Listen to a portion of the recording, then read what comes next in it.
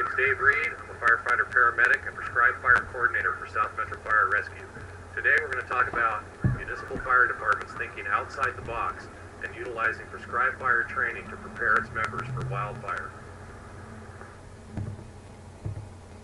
Thinking outside the box, using prescribed fire as a wildfire suppression training tool. Centuries before the arrival of early settlers, Native Americans used fire as a tool to improve land for farming, increase the quality of forage for wildlife, which made hunting easier and more plentiful, and to drive animals into traps for harvest. Settlers recognized the benefits of fire and continued many of the same uses. To this day, prescribed fire has become a tool for many land managers to improve habitat and reduce the buildup of hazardous fuels.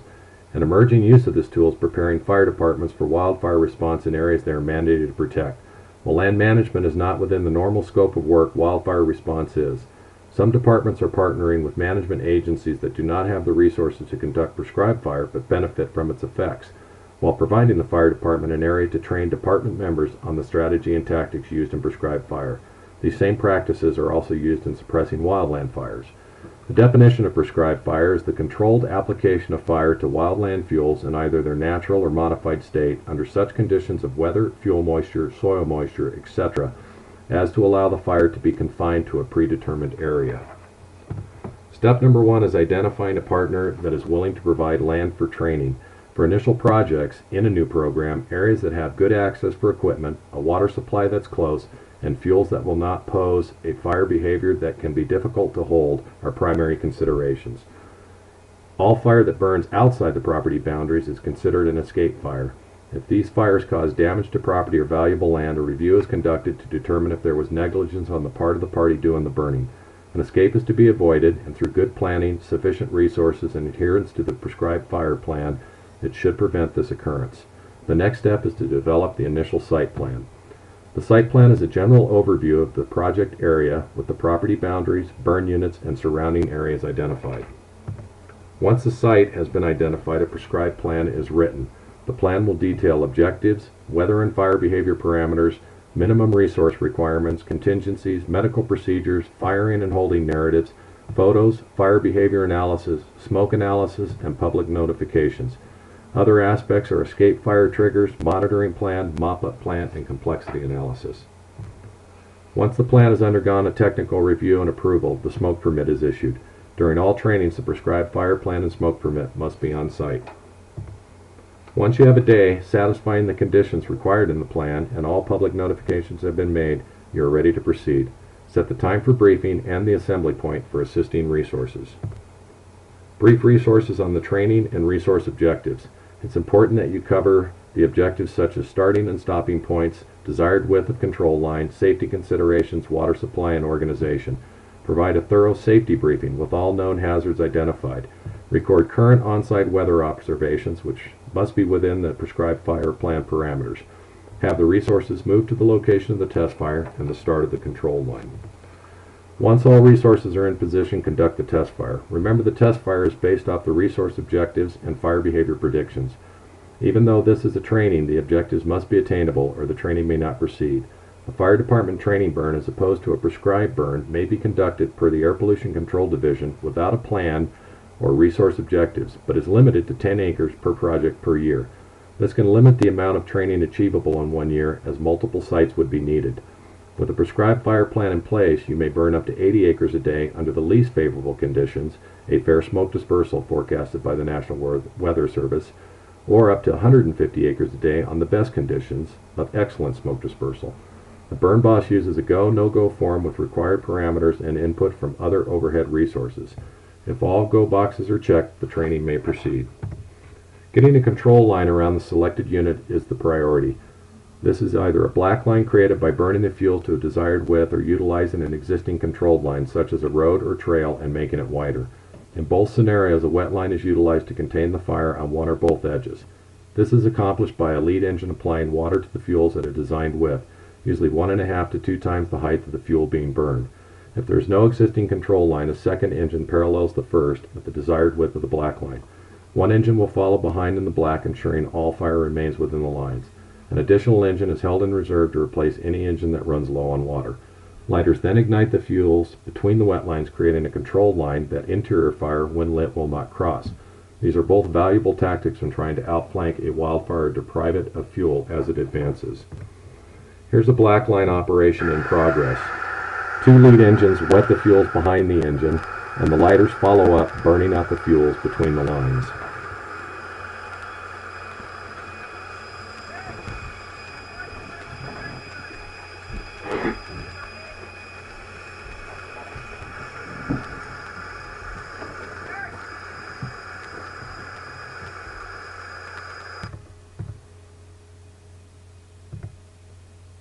Once lit, the fuels burn quickly, going out when the fire bumps the wet line.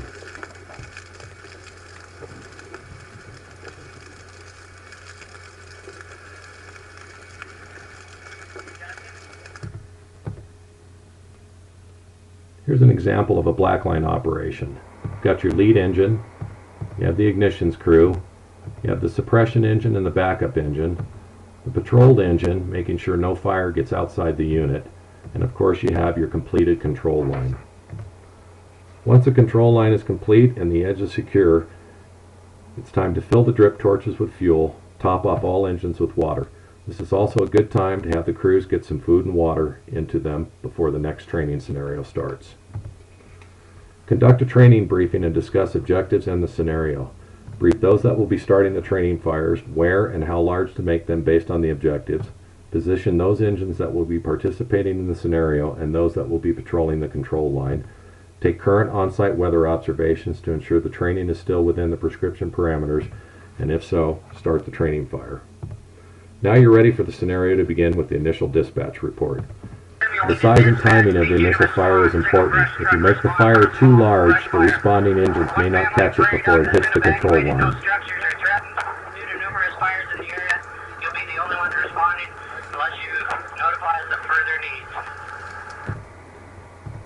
When arriving on scene, the first engine must provide a size-up, request additional resources, deploy other arriving resources, and take command. Dispatch copies. Approximate half acre, rapid rate of spread.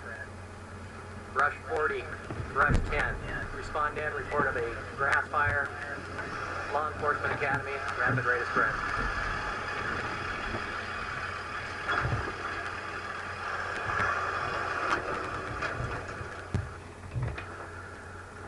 Here you see the first arriving engine pulling in off the road into a safe anchor point into the black.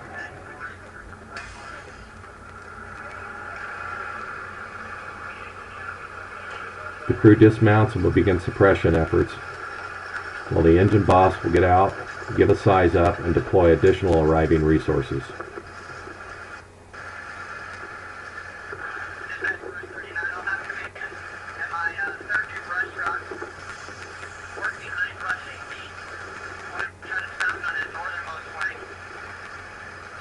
Copy that. Brush 10. Per command, come in to follow up mobile attack with Brush 18. In the background you can see the fire moving towards the control line that was put in place prior to the scenario starting. During these scenarios, engine companies practice the bread and butter of fighting wildland fire, the mobile attack. Prescribed Fire presents the opportunity for training on this technique under real-life conditions. Resources are deployed to the flanks of the fire, entering from a secure anchor point, and begin suppression efforts. It's important to remember to follow up the initial suppression engine with additional resources such as engines or hand crews. This ensures that all fire line behind the advancing engines has been secured. As the training scenario progresses, the complexity can be increased by introducing spot fires. This forces the incident commander to deal with multiple fires, deploy resources accordingly, and order any additional resource needs. This also increases the complexity for all on the fire, in part to the number of resources now operating. Much closer coordination is needed, and radio discipline must be followed.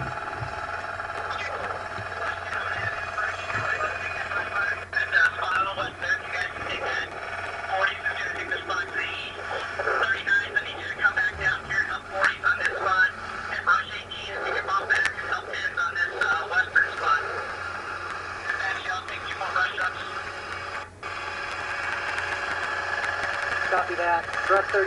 Brush 43. Report of multiple fires, Law Enforcement Training Academy. Sign with command upon arrival.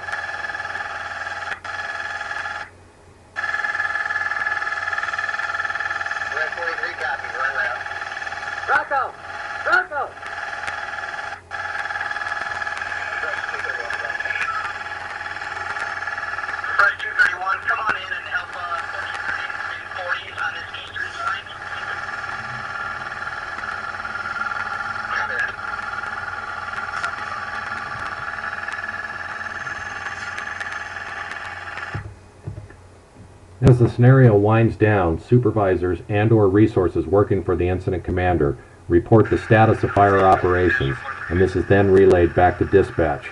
These are all important components of a real wildfire call.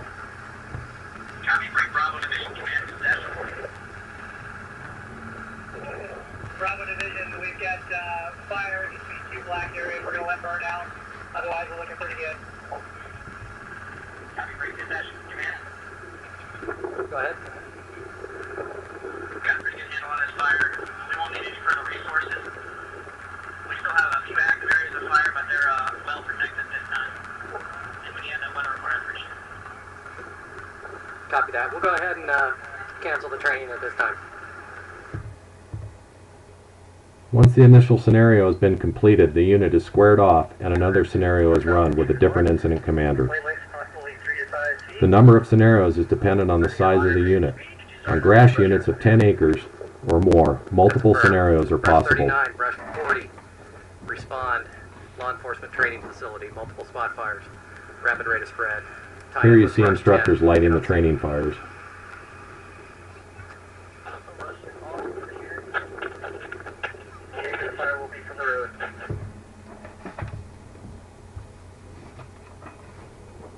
Once the training is complete, all pockets of unburned fuels are burned off. The unit is mopped up with all areas of smoke eliminated.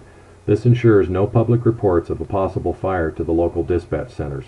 This leaves a finished product for the landowner, one that has been secured. Through these trainings, firefighters receive the opportunity to witness live fire behavior as it relates to weather, fuels, and topography, and practice the strategy and tactics common to wildland fire. Components of the incident command system are utilized to maintain span of control. Position-specific tasks such as incident commander, division supervisor, strike team leader and task force leader, holding specialist, firing boss, firefighters type 1 and 2, safety officer, and engine boss are all utilized, with trainees being mentored by qualified individuals. All training is completed under controlled conditions by subject matter experts. Multi-agency participation allows departments to become familiar with each other's capabilities, allowing for smoother cooperation during real incidents. Lastly, a landowner that does not possess the resources to reduce hazardous fuels or achieve resource benefits receives these benefits at a substantially low cost. So why prescribe fire training? If we continue to send firefighters out to incidents such as these, we need to provide them with the skills and understanding of employing the strategies and tactics that are used in wildfire situations. Through the use of prescribed fire, we can safely and effectively teach them these tools and mitigate the inherent danger of firefighting. There you have it. That's the nuts and bolts of putting on a prescribed fire training. Remember, follow all the elements of your prescribed fire plan and the training objectives, and always provide for safety first.